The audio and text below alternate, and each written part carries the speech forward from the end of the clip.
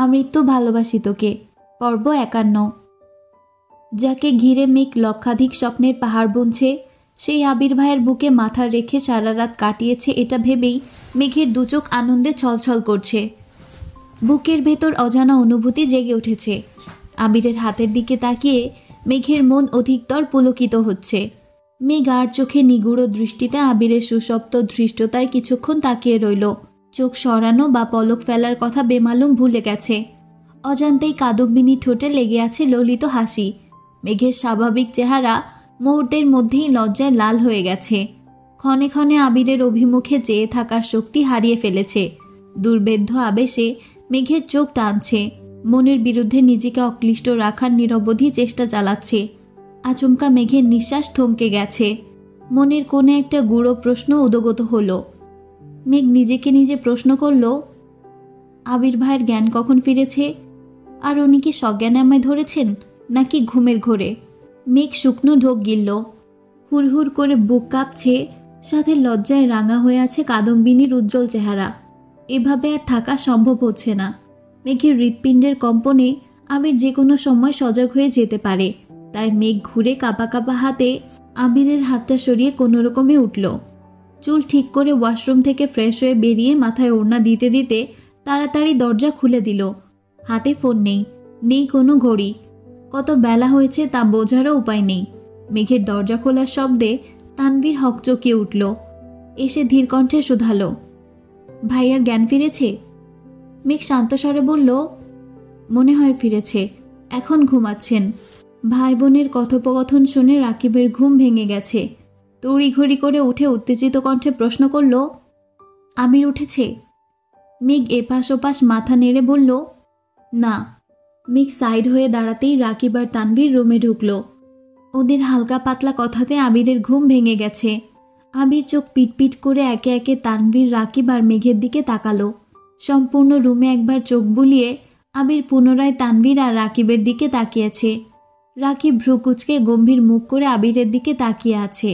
আবির এক মুহূর্ত চেয়ে থেকে অকস্মাৎ মলিন হাসল। আবিরের হাসি দেখে রাকিবের মেজাজ গরম হচ্ছে। ফোঁস করে শ্বাস ছেড়ে রাকিব মেঘকে উদ্দেশ্য করে স্বাভাবিক কণ্ঠে বলল, মেঘ তুমি একটু বাইরে যাও তো। মেঘ সরু নেত্রে রাকিবকে দেখে সাথে সাথে তানভীরের দিকে তাকালো। তানভীর চোখ দিয়ে ইশারা করতেই মেঘ চুপচাপ রুম থেকে বেরিয়ে গেছে। রাকিব রাগী স্বরে বলল, তানভীর দরজাটা বন্ধ কর। রাকিবের কথা মতো তানভীর তাই করল। রাকিব আশেপাশে তাকিয়ে হঠাৎই এগিয়ে গিয়ে রুমের এক কর্নার থেকে একটা পাইপ মাথার উপর তুলে দ্রুত আসতে নিলে আবির চেঁচিয়ে ওঠে, এই!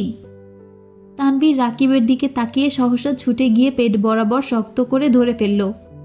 কি করছো তুমি? রাকিব রাগান্বিত কণ্ঠে বলল, ওর যে হাত আর পাটা ঠিক আছে, ওইটাও ভেঙে ফেলবো। মরার যখন এতই শখ তাহলে ভালো করেই মারি। তানভীর ধীর কণ্ঠে রাকিবকে বলল, থাক বাদ দাও, এমনিতেই ভাইয়ার অবস্থা খারাপ। রাকিব পাইপ হাতে নিয়ে আবিরের কাছে আসতে আসতে রাগে কটকট করে বলল, তোর ফাটা মাথা আরও ফাটিয়ে দিব। আবিরের ঠোঁটে এখনো হাসি লেগেই আছে। আবির মৃদুস্বরে বলল, তোর ইচ্ছে হলে দে ফাটিয়ে। রাকিব গম্ভীর মুখ করে বলল, আবির, তোর সাহস দেখে আমি অবাক হয়ে গেছি। তুই কিভাবে পারলি এমন কাজ করতে? আবির ভ্রু গুটিয়ে মুখ ফুলিয়ে বলল, আমি ইচ্ছে করে করছি নাকি? রাকিব পুনরায় বলল, মেয়ে কি বলেছে না বলেছে তুই এতেই চটে গিয়ে মরতে চলে গেলি? তুই কি ভাবছিলি তুই মরে গেলেই সব কিছু সমাধান হয়ে যাবে? আমাদের আসা পর্যন্ত অপেক্ষা তো করতে পারতি। মেঘ বললেই হলো, প্রয়োজনে মেঘকে বিয়ের আসর থেকে উঠিয়ে এনে হলেও তোর সাথে বিয়ে দিয়ে দিব। আর অন্য কোনো ছেলেকে সামান্য পছন্দ করে বলাতে তুই এমন কাণ্ড করে বসলি? মেঘের মনে যত যেই থাকুক, সবগুলোকে মেরে সেখানে তোর বসতি স্থাপন না করলে আমিও রাকিব না। আবির মুচকি হেসে বলল, আমার মেঘ আমারই ছিল, আমার আছে, আর আমৃত আমারই থাকবে। ও কোনো ছেলেকে পছন্দ করা তো দূর, কোনো ছেলের দিকে ভালোভাবে তাকিয়েই দেখে না। ওর মন মস্তিষ্ক জুড়েই আবির ব্যতীত অন্য কোনো পুরুষের অস্তিত্ব নেই। আর কেউ কোনোদিন আমার কাদম্বিনীর প্রিয় পুরুষ হতেও পারবে না, এই কনফিডেন্স আমার আছে। তাহলে মিনহাজে থেকে ফুল নিল যে? ফুল নিতে দেখেছিস? না, কিন্তু ছবি যা দেখেছিস সবগুলোতে মিনহাজ ওকে ফুল অফার করেছে। কিন্তু আমার মেঘ সেই ফুল ছুঁয়েও দেখেনি। তারপরও ওই ছেলের সাহস কিভাবে হলো এভাবে মেঘকে ফুল দেওয়ার? এটা ওদের প্ল্যান ছিল। ওরা ছবি তুলে ফেসবুকে পোস্ট করার প্ল্যান করেছিল যাতে সেটা আমার চোখে পড়ে, কিন্তু আমি ওখানে চলে যাওয়াতে ওরা থতমত খেয়ে ফেলেছে। তুই এসব কিভাবে জানিস? মেঘ বলেছে? আমি আগে থেকেই সব জানি, তাছাড়া মেঘও কিছুটা বলেছে। হারামি, তুই যদি আগে থেকেই সব জানতিস তাহলে অ্যাক্সিডেন্ট করতে গিয়েছিলি কেন?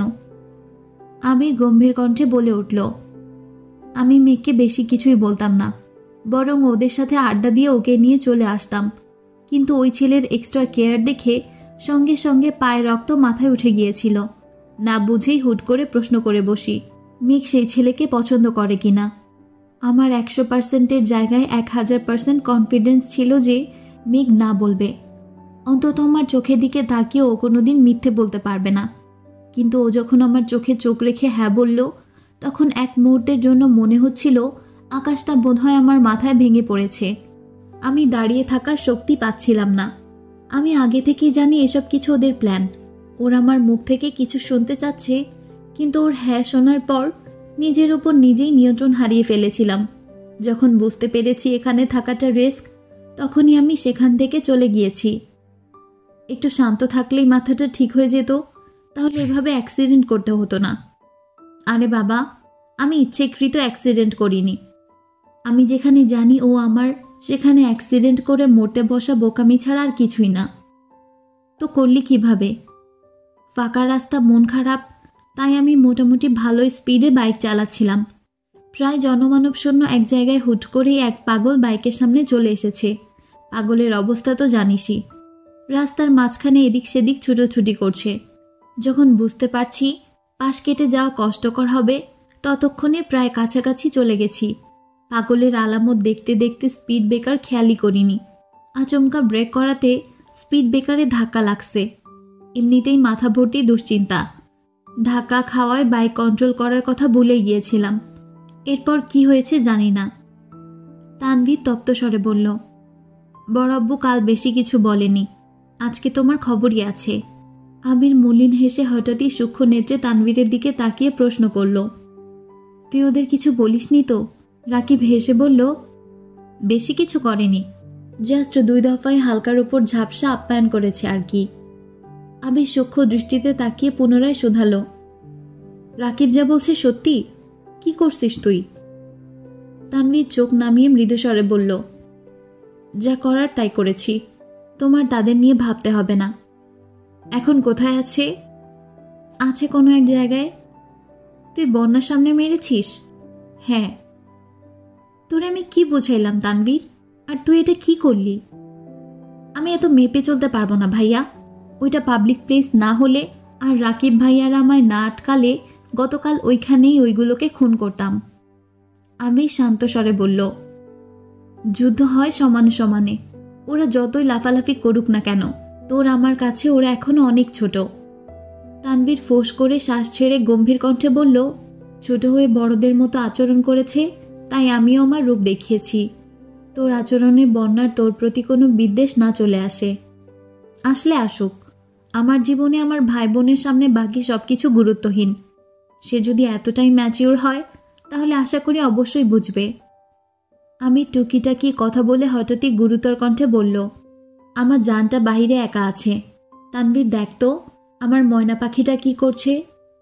রাকিব মৃদু হেসে বলল, এত পিরিত দেখাতে হবে না। তোর বাসর করার ইচ্ছে ছিল আমাদের জানাতি, সম্পূর্ণ অফিস সাজিয়ে প্রকাণ্ড আয়োজন করে তোদের বাসরের ব্যবস্থা করতাম। আবিরের চোখ উজ্জ্বলতায় ঝলমল করছে, মুখে লাজুক হাসি। তানভীর নিঃশব্দে হেসে পা বাড়াতেই রাকিব সহসা উত্তেজিত কণ্ঠে শুধালো, বাই দ্য ওয়ে, বাসর রাত কেমন কাটলো আবির? আমি ঠোঁটের কোণে হাসি রেখে উদাসীন কণ্ঠে বলল, ফুলের সুবাস ছাড়া বাসর রাতের সৌন্দর্য ফিকে মনে হচ্ছিল। ফুল দিয়ে সাজাতে পারলি না? রাকিব আবারও চেঁচিয়ে উঠল, বাস কইরে, বাসটা আন কেউ। তানভীর মেঘকে ডেকে নিয়ে আসছে। মেঘ নাকের ডগা পর্যন্ত ওন্না টেনে রেখেছে। মেঘ রুমে আসতেই আবির আর চোখে মেঘের দিকে তাকিয়ে আছে, কিন্তু মেঘের দৃষ্টি নিচের দিকে। ঘুরে এসে কোনো রকমে আবিরের পায়ের কাছে মাথা নিচু করে বসল। তানভীর আর রাকিব নাস্তা আনতে বেরিয়ে গেছে। রুমে শুধু আবির আর মেঘ। আবির এক দৃষ্টিতে মেঘকে দেখছে। পাতলা ওড়নার আড়ালে মেঘের কুণ্ঠ অভিমুখে আবির নিষ্পলক চোখে তাকিয়ে আছে। তৎক্ষণাৎ রুমে আলী আহমদ খান সহ মালিহা খান, হালিমা খান ঢুকলেন। আলী আহমদ খান রাগী স্বরে বললেন, জ্ঞান ফিরেছে তাহলে? আবির খানিক হাসলো, আর কিছুই বলল না। আলী আহমদ খান গুরুতর কণ্ঠে শুধালেন, তুমি কি ঠিক করে নিয়েছ তোমার আম্মু আর আমাকে শান্তিতে থাকতে দিবা না? আবির কণ্ঠ খাদে নামিয়ে শান্ত করে বিড়বিড় কণ্ঠে বলল, আপনাদের শান্তির জন্য প্রয়োজনে নিজের মনকে পুড়িয়ে ছাড়খাড় করে দিব। আলী আহমদ খান ভারী কণ্ঠে শুধালেন, তানভীর কোথায়? নাস্তা আনতে গিয়েছে। আলী আহমদ খান হুঙ্কার দিয়ে উঠলেন, তোমাদের মতো বয়সে বিজনেস করে একা হাতে সংসার সামলিয়েছি, আর তোমরা? আজকে তুমি অ্যাক্সিডেন্ট করে পড়ে আছো, দুদিন পর তানভীর অ্যাক্সিডেন্ট করবে। এই বয়সে এসেও তোমাদের জন্য টেনশন করতে হবে নাকি? আবির মৃদু হেসে ভারী কণ্ঠে বলল, এই তানভীর, তুই কিন্তু কোনোভাবেই অ্যাক্সিডেন্ট করিস না। তানভীর আচ্ছা বলতেই আলী আহমদ খান পেছন ফিরে তাকালেন। তানভীর রুটি, কলা আরও অন্যান্য খাবার নিয়ে আসছে। মালিয়া খান শীতল কণ্ঠে আবিরকে বললেন, সাবধানে গাড়ি চালাতে পারিস না? হালিমা খান স্বাভাবিক কণ্ঠে বললেন, খাবার নিয়ে আসছি, আগে খাবার খেয়ে নে। মেঘ নীরব দর্শকের মতো মাথা নিচু করে চুপচাপ বসে আছে। মালিয়া খান আবিরের হাত মুখ ধুয়ে দিয়েছেন। কিছুক্ষণ পর ডাক্তার এসে দেখে গেছেন। ডাক্তার চলে যাওয়ার পর মালিয়া খান নিজের হাতে আবিরকে খাইয়ে দিতে লাগলেন। তানভীর, রাকিবও খাচ্ছে। হালিমা খান স্বাভাবিক কণ্ঠে শুধালেন, মেঘ তুই খাবি না? খিদে নেই, পরে খাবো। আবির তানভীরের দিকে তাকিয়ে ইশারা দিতেই তানভীর বসা থেকে উঠে এসে স্বাভাবিক কণ্ঠে মেঘকে বলল, হাঁ কর। মেঘ বলে, খাবো না আমি, হাঁ করতে বলছি। মেঘ মাথা তুলে অল্প করে হাঁ করল। তানভীর মেঘকে খাইয়ে নিজেও খেয়ে নিয়েছে। খাওয়া শেষ হওয়ার 10 মিনিটের মধ্যে জান্নাত আর আবিরের ফুপি রুমে ঢুকলো। ওনাদের দেখে সবাই আশ্চর্য নয়নে তাকিয়ে আছে। আলী আহমদ খান বোনের দিকে এক পলক তাকিয়ে ভারী কণ্ঠে বললেন, তুই এখানে? তোদের কে খবর দিয়েছে? জান্নাত ধীর কণ্ঠে বলল, আসসালামু আলাইকুম, আমার ভাই আমাদের খবর দিয়েছেন। মাহমুদা খান কোনো কথা বললেন না। ভেতরে এসে আবিরের দিকে তাকিয়ে তপ্ত স্বরে বললেন, এখন শরীর কেমন? আমির আর চোখে মেঘের দিকে তাকালো। সহসা স্বাভাবিক কণ্ঠে জবাব দিল, আলহামদুলিল্লাহ ভালো। আলী আহমদ খান গম্ভীর কণ্ঠে শুধালেন, তোমার ভাইয়াকে? জান্নাত রাকিবের দিকে তাকিয়ে অল্প হেসে বলল, রাকিব ভাইয়া? মালিয়া খান বিস্ময় সমেত একবার রাকিবকে দেখল, আবার জান্নাতকে। হুবহু চেহারার মিল না থাকলেও দুজনের চোখ দেখতে একই রকম। মালিয়া খান কণ্ঠ ভারী করে প্রশ্ন করলেন, তুমি রাকিবের কেমন বোন? আপন বোন। আলী আহমদ খান রাকিবের দিকে তাকিয়ে প্রখর তপ্তস্বরে শুধালেন, জান্নাত তোমার বোন? জি আঙ্কেল, আমার একমাত্র বোন। হালিমা খান আর মালিয়া খান শুধু মুখ চাওয়াচাই করছেন। মালিহা খান প্রশ্ন করলেন, তুমি রাকিবের বোন, সে কথা আগে বলনি কেন? কখনো তেমন প্রয়োজন হয়নি, সেজন্য আর বলা হয়নি। আবিরকে চিন্তা না? জি, মোটামুটি চিনতাম। আলী আহমদ খান জান্নাতকে প্রশ্ন করলেন, কিন্তু তোমাকে তো তানভীর বাসায় আনছিল, তানভীরকে তুমি কিভাবে চিনো? তানভীর ভাইয়ার সাথে একটা প্রোগ্রামে দেখা হয়েছিল, পরিচয় দেওয়ায় চিনতে পারছি। তখন কথায় কথায় উনি মেঘের কথা বলেছেন, মেঘের জন্য টিচার খুঁজছিল। তখন ভাবলাম মেঘকে আমিই পড়াই, সেভাবেই মেঘকে পড়ানো শুরু। হালিমা খান, মালিয়া খান ও আলী আহমদ খানের একের পর এক প্রশ্নের প্রতিউত্তরে জান্নাত প্রতিবারই বুদ্ধিমত্তার পরিচয় দিয়েছে। কোনো প্রকার মিথ্যার আশ্রয় না নিয়ে ঘুরিয়ে ফিরিয়ে সাবলীল ভঙ্গিতে সকলকে উত্তর দিয়েছেন। আলী আহমদ খান অফিসে চলে যাবেন। সবার থেকে বিদায় নিয়ে দরজা পর্যন্ত গিয়ে আবার থমকে দাঁড়িয়েছেন। মাহমুদা খানের দিকে তাকিয়ে ভারী কণ্ঠে বললেন, বাসায় আসিস। জান্নাত আলী আহমদ খানের দিকে তাকাতেই আলী আহমদ খান মৃদু হেসে বললেন, তোমার শাশুড়িকে নিয়ে আমাদের বাসায় এসো। জি আচ্ছা। হাসপাতালের বেডে চোখ বন্ধ করে শুয়ে আছে আবির। গতকাল অ্যাক্সিডেন্টের পর থেকে তানভীরের কাছেই আবিরের ফোন ছিল। তানভীর আবিরের মাথার পাশে ফোনটা রেখে বেরিয়ে গেছে। রাকিবও চলে গেছে। বাসায় গিয়ে ফ্রেশ হয়ে অফিসের উদ্দেশ্যে রওনা দিয়েছে। তানভীর পার্টি অফিসের সামনে আসতেই দেখল ভেতরে কয়েকজন কোনো বিষয় নিয়ে তর্কাতর্কি করছে। তানভীর দ্রুত ভেতরে গেল। আজ থেকে 15 দিন আগে সংগঠিত এক প্রোগ্রামে ছোটোখাটো ভুল ভ্রান্তি নিয়ে 2-4 জন কথা বলছিল। সেটা এক পর্যায়ে তর্কে রূপ নিয়েছে। তানভীর প্রথমে শান্ত থেকে থামানোর চেষ্টা করছে, কিন্তু কারো থামার নাম নেই। অল্প বয়সে সবার রক্তই গরম থাকে, কারো মুখ থেকে সামান্যতম কথাও কেউ সহ্য করতে পারে না। বেসামাল পরিস্থিতি বুঝতে পেরে তানভীর উচ্চস্বরে ধমক দিতেই সকলে নীরব হয়ে গেছে। সময়টা যেন থমকে গেছে। সবাই মাথা নিচু করে দাঁড়িয়ে আছে, কারো মুখে কোনো শব্দ নেই। আবিরের বলা কথাগুলো মনে করে তানভীর দীর্ঘশ্বাস ছেড়ে সাবলীলভাবে বোঝানোর চেষ্টা করল। সবাইকে থামিয়ে তানভীর নিজের চেয়ারে মাথা চেপে ধরে বসে আছে। গতকাল থেকে তানভীরের মেজাজ এমনিতেই খুব গরম।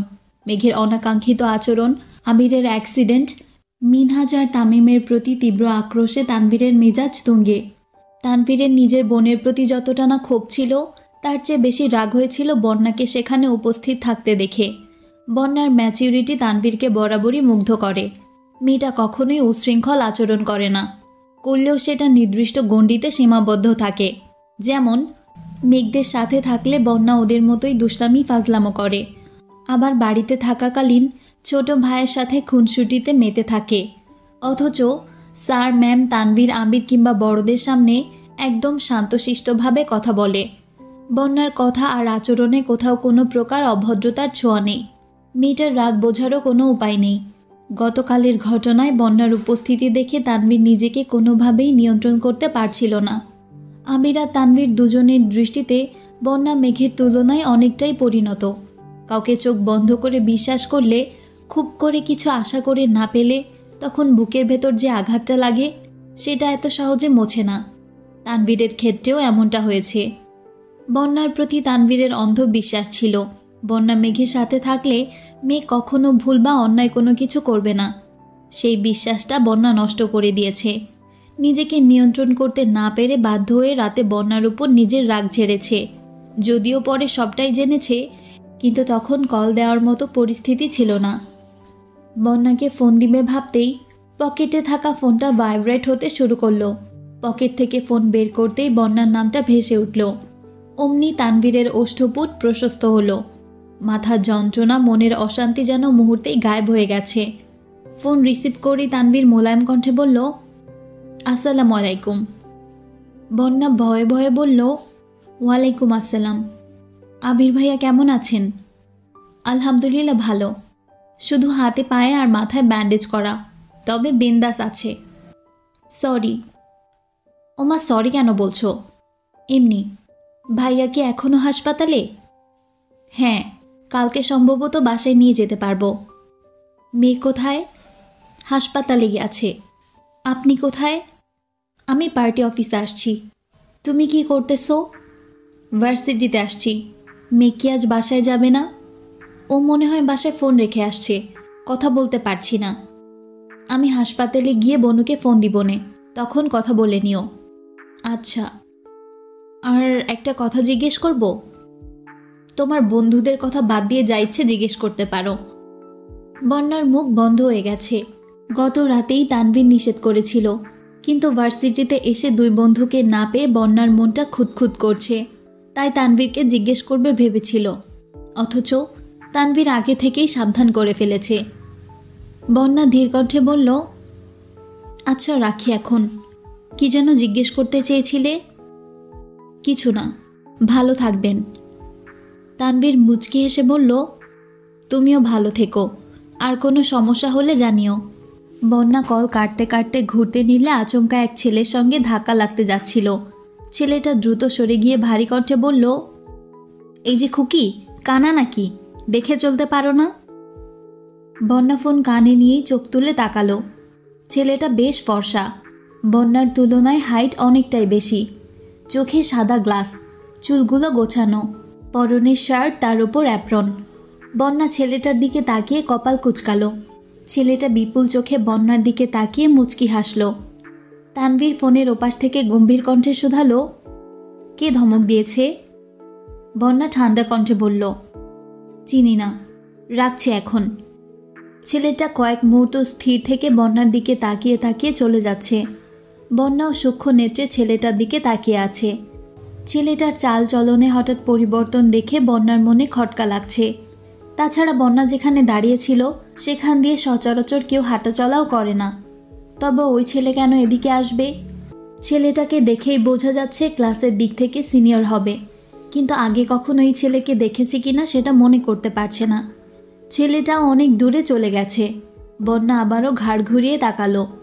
বন্যার হঠাৎই মিনহাজের সাথে প্রথম দেখার ঘটনা মনে পড়ে গেছে। মিনহাজ ইচ্ছেকৃত ধাক্কা দিতে এসেই নিজে যেমন ভাব নিয়েছিল, তেমনি এই ছেলেও নিজে অন্য রাস্তায় এসে আবার ধমক দিয়ে বসল। বন্যার এখন নিজের উপর বড্ড রাগ হচ্ছে। একটু আগে বিষয়টা খেয়াল করলে ছেলেটাকে অন্তত পক্ষে দুটো কথা বলতে পারত। তানভীর পুনরায় কল করেছে।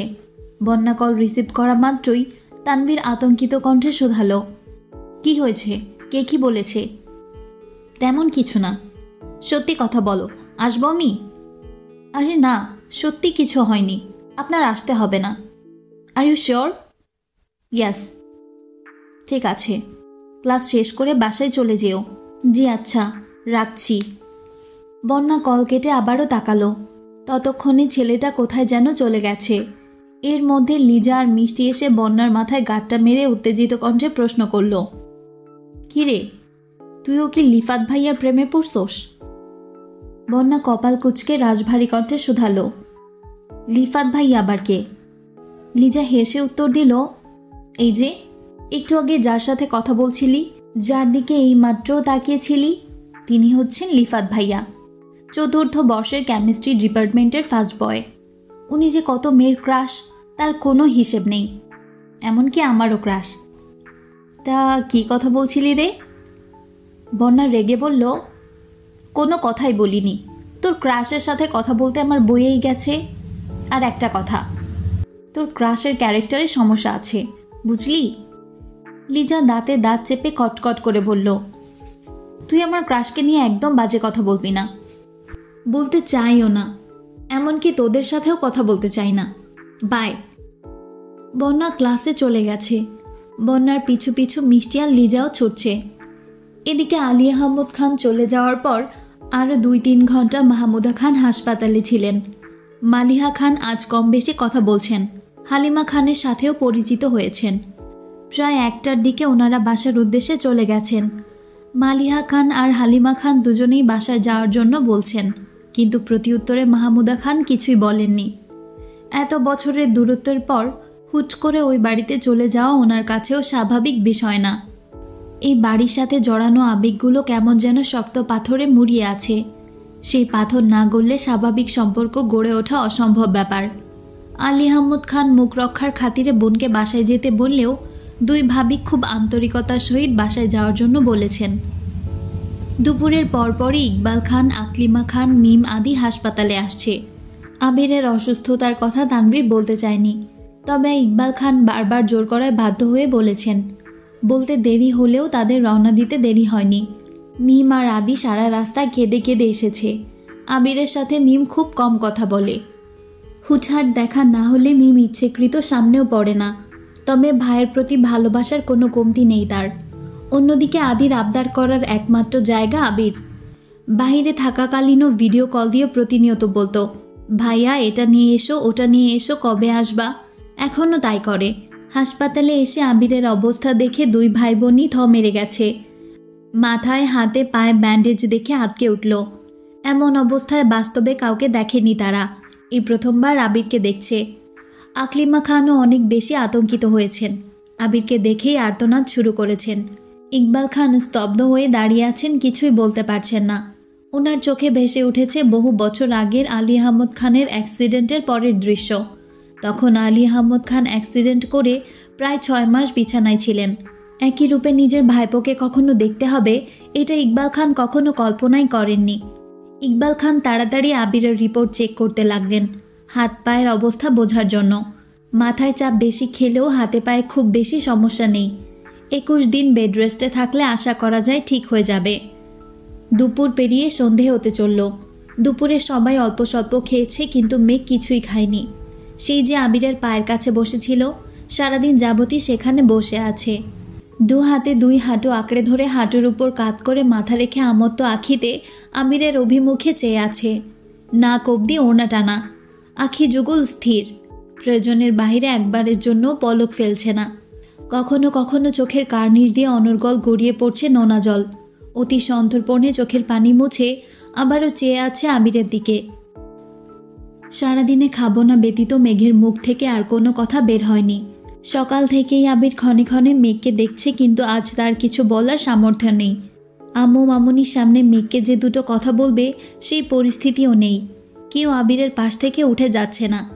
বিকেলে হালিমা খান আকলিমা খানদের সাথে সাথে বাসায় গিয়ে রাতের জন্য রান্না করে সন্ধ্যায় আবারও হাসপাতালে আসছেন। ইকবাল খান সাথে আসছেন। আলী আহমদ খানও অফিস থেকে সরাসরি হাসপাতালে আসছেন।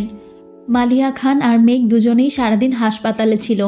আবির ঘুমাচ্ছে দেখে কেউ ডাকেনি। হালিমা খান এসে থেকে মেঘকে খাওয়ানোর চেষ্টা করছেন। আলী আহমদ খান নিজেও দুবার খাওয়ার কথা বলেছেন, কিন্তু মেঘ নিশ্চুপ বসে আছে। বাধ্য হয়ে হালিমা খান তানভীরের নাম্বারে কল দিয়েছেন। তানভীর কল রিসিভ করতেই হালিমা খান বিরক্তিভরা কণ্ঠে বললেন, কোথায় তুই? তানভীর উত্তর দেওয়ার আগেই হালিমা খান পুনরায় বললেন, যেখানেই থাকিস হাসপাতালে এসে তোর বোনকে খাইয়ে রেখে যা। আমি তোর বোনের সাথে আর পারবো না। আচ্ছা আসতেছি, তুমি কিন্তু বোনের সাথে রাগারাগি করো না। তোর আর তোর বাপের আদরে মেয়েটা দিন দিন আরও বেশি জেদি হইতেছে। আমি এখনই আসছি। 20 মিনিটের মধ্যে তানভীর হাসপাতালে আসছে। মেঘ তখনও গুটিসুটি মেরে বসে আছে। তানভীর ঢুকতেই মেঘ নড়ে চড়ে বসল। তানভীর ভারী কণ্ঠে বলল, খাচ্ছিস না কেন? খিদে নেই বললেই হলো। তানভীর প্লেটে খাবার বেড়ে মেঘের সামনে ধরতেই মেঘ খাবো না বললে তানভীরের দিকে তাকালো। তানভীরের অগ্নিদৃষ্টি দেখে মেঘ কিছু বলার সাহস পেল না, চুপচাপ খাওয়া শুরু করলো। তানভীরও মেঘের সামনে চেয়ার নিয়ে বসে আছে। তানভীর চাইলেও মেঘকে কিছু বলতে পারছে না, আবার না বললেও থাকতে পারছে না, কারণ মেঘের এমন আচরণ বাসার মানুষের চোখে সন্দেহ সৃষ্টি করবে। সবাই যখন নিজেদের মধ্যে কথা বলছিল, এই ফাঁকে তানভীর দু একবার মেঘকে বাসায় যাওয়ার কথা বলছে। ঠান্ডা মাথায় বুঝিয়েওছে, কিন্তু মেঘ মাথা দিয়ে না করেই যাচ্ছে। তানভীর যখন বুঝতে পেরেছে মেঘকে রাজি করানো সম্ভব না, তখন বাধ্য হয়ে মালিয়া খানকেও থেকে যেতে বলেছে। মেঘ মালিয়া খান আর তানভীর ছাড়া বাকিরা বাসায় চলে গেছে। তবে মালিয়া খান উপস্থিত থাকায় কেউ কোনো প্রকার উল্টাপাল্টা কথা বলছে না। তানভীর আর রাকিব কিছুক্ষণ বসে তারপর বেরিয়ে গেছে। অনেকক্ষণ পর তানভীর 2 কাপ চা নিয়ে রুমে আসছে। 1 কাপ মালিয়া খান আর 1 কাপ মেঘকে দিয়ে তানভীর নিজের ফোনটা মেঘকে এগিয়ে দিয়ে স্বাভাবিক কণ্ঠে বলল, তোর বান্ধবীর সাথে একটু কথা বলিস। মেঘ চায়ের কাপে চুমুক দিতেই গতকালের ঘটনাগুলো ভাবছে আর মনে মনে নিজেকে বকা দিচ্ছে। গতকাল হাসপাতালে আসার পর থেকে মেঘের মস্তিষ্কে আবির ভাই ব্যতীত আর কেউ নেই। 2 একবার বন্যার কথা মনে হলেও ফোন বাসায় ফেলে আসায় কল দিতে পারছিল না। মেঘ চা শেষ করে রুম থেকে বেরিয়ে বন্যাকে কল দিয়েছে। মেঘ, আসসালামু আলাইকুম। বন্যা, ওয়ালাইকুম আসসালাম। কিরে কেমন আছিস? শুনলাম আবির ভাইয়া অ্যাক্সিডেন্ট করেছেন, এখন কেমন আছেন? মেঘের গলা দিয়ে কথা বের হচ্ছে না, ফুপিয়ে ফুপিয়ে কাঁদছে। বন্যা শান্ত স্বরে বলল, এই মেঘ কাঁদছিস কেন? মেঘ কাঁদতে কাঁদতে বলল, আজ আমার জন্য আবির ভাইয়ের এই অবস্থা হয়েছে। আমি কেন এমন করলাম? আমি এত বোকা কেন বন্যা? বন্যা মোলায়েম কণ্ঠে বলে উঠল, তুই বোকা না, তোর মনটা খুব অস্থির। থাক কাঁদিস না। ভাইয়া এখন কেমন আছেন বল? ডাক্তার 21 দিনের বেড রেস্টে থাকতে বলেছেন। 21 দিন পর আবার টেস্ট করলে বোঝা যাবে ঠিক হয়েছে কিনা। কালকে নাকি বাসায় নিয়ে যাবে। হ্যাঁ, কিন্তু কি? উনি গতকাল থেকে আমার সঙ্গে কোনো কথা বলছেন না। হঠাৎ চোখে চোখ পড়লেও সঙ্গে সঙ্গে চোখ নামিয়ে নেন। আমি কি করব এখন? ওনার রাগ করাটা অস্বাভাবিক কিছু নয়। এক ছেলের সাথে খেলেছিলি বলে ক্লাস 5-এ থাকাকালীন যে লোক তোর গালে থাপ্পড় মারতে পারেন, সেখানে তুই এক ছেলেকে ভালোবাসিস বলার পর কিভাবে ভাবিস পরিস্থিতি শান্ত থাকবে? উনি আমায় থাপ্পড় মারলেও আমি এতটা কষ্ট পেতাম না যতটা কষ্ট এখন হচ্ছে। নিজের ওপর আর মিনহাজদের ওপর এত রাগ হচ্ছে।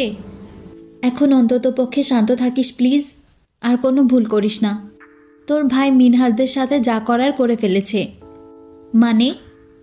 গতকাল থেকে মিনহাজদের কোনো খোঁজ নেই। ফোন বন্ধ, আজ ক্লাসেও আসেনি। তোর ভাই বলেছে 3 দিন পর নাকি ওদের খোঁজ পাবো। আমাকে এই বিষয়ে কিছু জিজ্ঞেস করতে নিষেধ করেছেন। কি বলছিস এসব? ঠিকই বলছি, তুই ভুলেও এই প্রসঙ্গে কিছু বলিস না। গতকাল থেকে তোদের টেনশনে আমি ঘুমোতে পারছিলাম না। মেঘ আর বন্যা প্রায় 30 থেকে 40 মিনিট কথা বলার পর ফোন রেখে তানভীরকে ফোন দিয়ে আসছে। কোনো রকমের রাত কাটিয়ে সকাল থেকেই আবিরকে বাসায় নিয়ে যাওয়ার তোড়জোড় লেগেছে। ডাক্তার চেক আপ করে রিলিজ দেওয়া মাত্রই বাসার উদ্দেশ্যে রওনা দিয়েছে। এ অবস্থায় সিঁড়ি দিয়ে ওঠানামা করতে সমস্যা হবে বিধায় আবিরের জন্য নিজের একটা গেস্ট রুম গোছানো হয়েছে। আপাতত কিছুদিন এখানেই থাকবে, পা ঠিক হলে উপরে চলে যাবে। মেঘও নিজের রুমে চলে গেছে।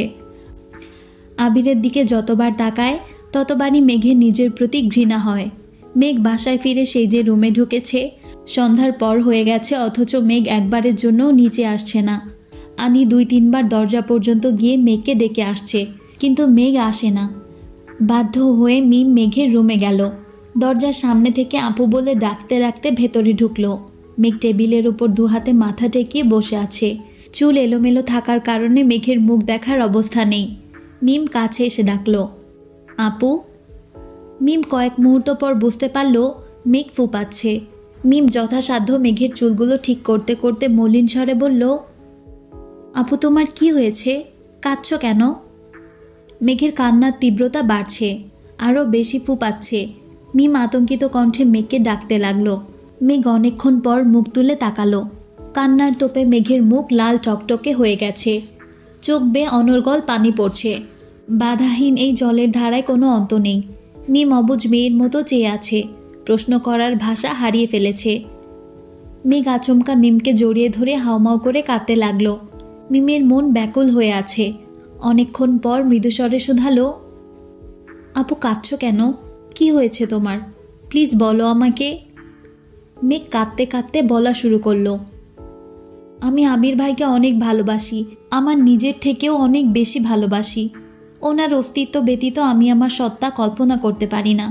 আমার সামান্য ভুলের কারণে আজ আবির ভাইয়ের এই অবস্থা। আমি নিজেকে ক্ষমা করতে পারবো না রে। বিস্ময়ে মিমের চোখ 3 গুণ বড় হয়ে গেছে। মিম আশ্চর্যান্বিত নয়নে তাকিয়ে ব্যস্ত কণ্ঠে বলল, তুমি আবির ভাইয়াকে ভালোবাসো? কবে থেকে? দেশে আসার পর থেকেই। মিম আর্তনাদ করে উঠল, তুমি আমাকে এতদিনে বলতেছো? মেঘ কাঁদতে কাঁদতে বলল, আমি এখন কি করব? ওনার সামনে যাওয়ার সাহস পাচ্ছি না। কেন? তুমি কি ভাইয়ার মাথা ফাটাইছো নাকি? আমার জন্য উনি অ্যাক্সিডেন্ট করেছেন। হ্যাঁ, তোমায় বলেছে। ভাইয়ার কপালে অ্যাক্সিডেন্ট লেখা ছিল, তাই করেছেন। চলো তো। না, আমি যাব না। মিম 2 হাতে মেঘের চোখের পানি মুছে শক্ত কণ্ঠে বলল, চলো আমার সঙ্গে, আমিও একটু দেখি ভাইয়ার সাথে তোমায় কেমন মানায়। মেঘ সিক্ত আঁখিতে তাকিয়ে মলিন হাসল। মিম টানতে টানতে মেঘকে নিয়ে যাচ্ছে। মিমের টানের কারণে মেঘের আধ খোলা চুল সম্পূর্ণ খুলে গেছে। আদুরে রূপ যেন ফ্যাকাশে দেখা যাচ্ছে। মিম মেঘের হাত ধরে টানতে টানতে সিঁড়িতে এসে চিন্তিত কণ্ঠে বলল, আপু একটা প্রশ্ন করি? মেঘ স্বাভাবিক কণ্ঠে বলল, কি? তোমার আর আবির ভাইয়ার বিয়ে হলে আমি তোমাকে কি ডাকবো? আর আবির ভাইয়াকে বা কি বলবো? কথা সম্পূর্ণ করার আগেই মেঘ এক হাতে মিমের মুখ চেপে ধরে রাগী স্বরে বলল, ভুলেও যদি বাসার কারোর সামনে এ ধরনের কথা বলিস না, খুন করে ফেলবে আমায়। কেন? পরে বলবো। আচ্ছা ঠিক আছে। মিম আর মেঘ আবিরকে দেখার জন্য ড্রয়িং রুম পেরিয়ে গেস্ট রুমে এসেছে। দরজায় দাঁড়িয়ে মিম হালকা করে কাশি দিল। আবির তখন পূর্ণ মনোযোগ দিয়ে ফোন দেখছিল। ফোনের স্ক্রিন জুড়ে আবিরের কাদম্বিনীর এক উজ্জ্বল দৃষ্টতার বিবরণ। মুখে তার মিষ্টি হাসি, ডাগর ডাগর আখি জোড়া, তাতে গাঢ় করে কাজল রেখা টানা। আবির নেশাক্ত দৃষ্টিতে সেই ছবিটা দেখছিল।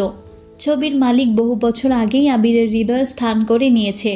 অকস্মাৎ শব্দ হওয়ায় আবিরের ধ্যান ভেঙেছে। মুহূর্তেই ফোন রেখে চোখ তুলে তাকালো। সরাসরি নজর পড়ে মিমের দিকে। সূক্ষ্ম নেত্রে তাকাতেই মিমের পেছনে মেঘকে দেখতে পেল। মিম দরজা থেকে বলল, ভেতরে আসবো ভাইয়া? আয়। মিম মেঘকে নিয়ে ভেতরে ঢুকলো। মেঘ চিবুক গলায় নামিয়ে রেখেছে। মিম টুকটাক কথা বলছে, কিন্তু মেঘ মাথা নিচু করেই দাঁড়িয়ে আছে। মেঘের নীরবতা আবিরের সহ্য হচ্ছে না। তাই বাধ্য হয়ে মিমকে উদ্দেশ্য করে বলল, আম্মুকে বল আমায় খাবার দিতে। মিম আচ্ছা বলে মেঘের হাত ছেড়ে রুম থেকে বেরিয়ে গেছে। আবির কয়েক মুহূর্ত মেঘের দিকে তাকিয়ে রইল। কতক্ষণ যাবৎ মেঘকে দেখছে তার হিসেব নেই। হঠাৎ রাশভারী কণ্ঠে বলল, সারাদিন শেষে এতক্ষণে আমার কথা মনে পড়ল? মেঘ মাথা নিচু করেই দাঁড়িয়ে আছে, থরথর করে হাত পা কাঁপছে। আবির বারবার সূক্ষ্ম নেত্রে মেঘের দিকে তাকাচ্ছে। হঠাৎ মোলায়েম কণ্ঠে শোধালো, কি হয়েছে তোর?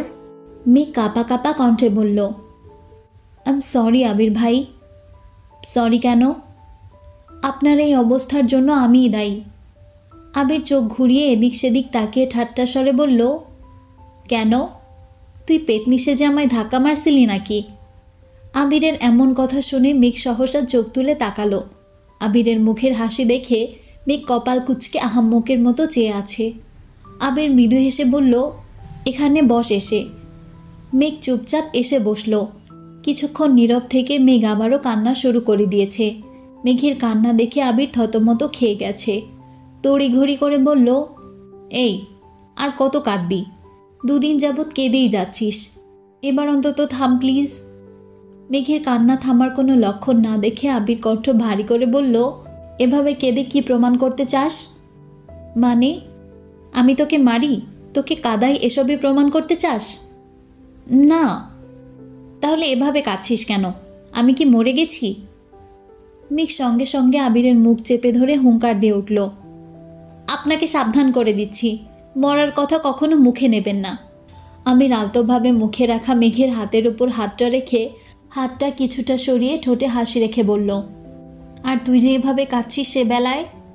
মেঘ কাঁদতে কাঁদতে আবার বলতে শুরু করলো, আমি ভুল করেছি, আমায় মাফ করে দিন প্লিজ। আমি আর কখনো এমন কাজ করব না। মিনহাজদের সঙ্গে আর কখনো কথা বলবো না, কারোর সাথেই মিশব না। আমি রাগান্বিত কণ্ঠে বলল, ভুল তুই না, বরং আমিই করেছি। আমার সেদিন বড় ভাইয়ের দায়িত্ব পালন করা উচিত ছিল। মেঘ চিৎকার করে উঠল, মানে? আমার উচিত ছিল সামনে দাঁড়িয়ে মিনহাজের প্রপোজ করার স্টাইলটা দেখা, তাকে সাপোর্ট করা। আমার আসলে ওইভাবে রিয়্যাক্ট করা ঠিক হয়নি, সরি। আমি সুস্থ হলে তাকে বলিস আবার তোকে প্রপোজ করতে। জীবনেও না, আমি আর কথাই বলবো না।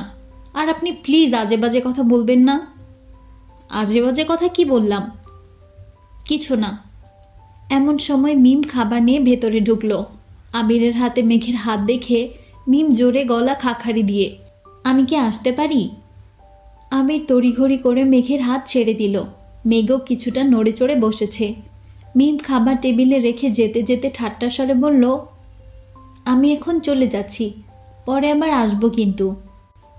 মেঘ টেবিল থেকে প্লেট নিয়ে আবিরের দিকে এগিয়ে ধরল। খাইয়ে দিবে নাকি আবির ভাই নিজে নিজে খেতে পারবেন এই নিয়ে কনফিউশনে পড়ে গেছে। আবির ভ্রু কুচকে ভারী কণ্ঠে বলল, খাইয়ে দে। মেঘ ঢোক গিলে উষ্ণস্বরে শোধালো, আমি খাইয়ে দিব? আশেপাশে কি আমার বউকে দেখতে পাচ্ছিস? পেলে আমার বউকে প্লেটটা দে, সেই না হয় খাইয়ে দিবে। মেঘ ফোঁস করে শ্বাস ছেড়ে রাগী স্বরে বলল, হয়েছে, বউকে খুঁজতে পারবো না। সারা দিন বউ বউ করলে আমি বড় আব্বুর কাছে বিচার দিব। কি বিচার দিবি? বলবো আপনি পাগল হয়ে গেছেন। বলিস, আমিও বলবো। কি বলবেন? তোকে যে রাস্তাঘাটে মানুষ প্রপোজ করে বেড়ায় সেটাই বলবো। আমাকে প্রপোজ করেনি, আর যদি করেও তাতে আপনার কি? আপনার মতো তো না। আপনি যে গোপনে বউ বাচ্চা রেখেছেন, তার মানে আমার বউ বাচ্চা আছে এটা তুই মেনে নিচ্ছিস? না, জীবনেও মানব না। আবির হেসে বলল, এখন কি খাওয়াবেন? মেঘ আবিরকে মুখে তুলে খাইয়ে দিচ্ছে।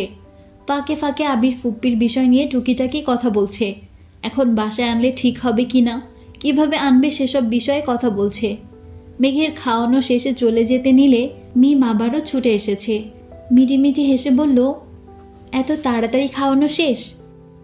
মেঘ মিমের মাথায় গাঁটটা মেরে রাগে স্বরে বলল, রুমে চল, তোর ঠোঁট দুইটা সেলাই করতে হবে। মিম হেসে আবিরকে উদ্দেশ্য করে বলল, ভাইয়া এখন ঘুমাও তুমি, আমরা চলে যাচ্ছি। মেঘরা যাওয়ার কিছুক্ষণ পর আলী আহমদ খান আবিরকে দেখতে রুমে এসেছেন, সাথে মালিহা খানও এসেছেন। আবির আলী আহমদ খানকে উদ্দেশ্য করে বললেন, আব্বু একটা কথা বলবো? বলো, আপনি কি ফুপ্পিকে বাসায় আনতে চাচ্ছেন?